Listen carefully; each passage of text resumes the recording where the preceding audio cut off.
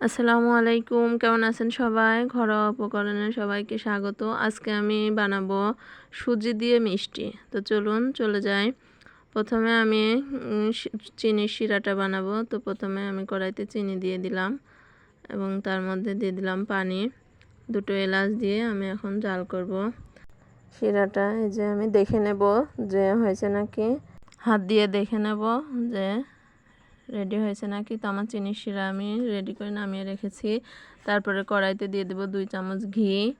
ঘি দেওয়ার পরে তার মধ্যে দিয়ে দেব আগে থেকে জাল দিয়ে রাখা দুধটা আমি ভালো করে জাল দিয়ে তার মধ্যে দিয়ে দেব সুজিটা আমি ভালো করে নাড়াচাড়া করে মিষ্টির ডোটা আমি তৈরি করে নেব। এই যে ছেড়ে ছেড়ে আসতেছে যখন ডোটা, তারপর আমি নামিয়ে একটু ঠান্ডা করে নিয়ে তার মধ্যে দিয়ে দেব ঘি আর অল্প একটু ময়দাটা দিলে আপনার মিষ্টিটা ফাটবে না। অনেক সময় ভাজতে গেলে মিষ্টি ফেটে যায়, তো ওই জন্য একটু ময়দা দিয়ে নিলাম।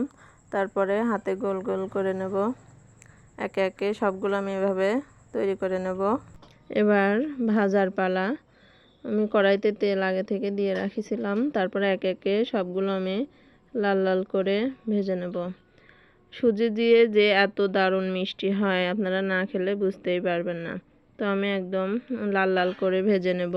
এত পরিমাণ মেঘ লাগেছে যে দিনের বেলায় অন্ধকার অন্ধকার রাত হয়ে গেছে মনে হচ্ছে। তো আমি ভেজে নিয়ে তারপরে চিনির শিরার মধ্যে একে একে দিয়ে দেব সবগুলো।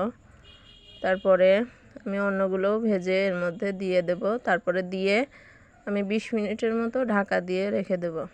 20 মিনিট পরে আমি তুলে এই যে আমার রসে ডুবে মিষ্টিগুলো ফুলে গেছে, আমি একে একে তুলে নেব প্লেটে। আপনারা চাইলে মিষ্টিগুলো একদম ডিপ করে ভেজে কালো জামের মতো কালার করতে পারবেন। এই যে দেখুন কতটা সফট হয়েছে আমার মিষ্টি। সবাই বাড়িতে একবার বানিয়ে দেখবেন। ভালো থাকবেন সবাই। আল্লাহ হাফেজ।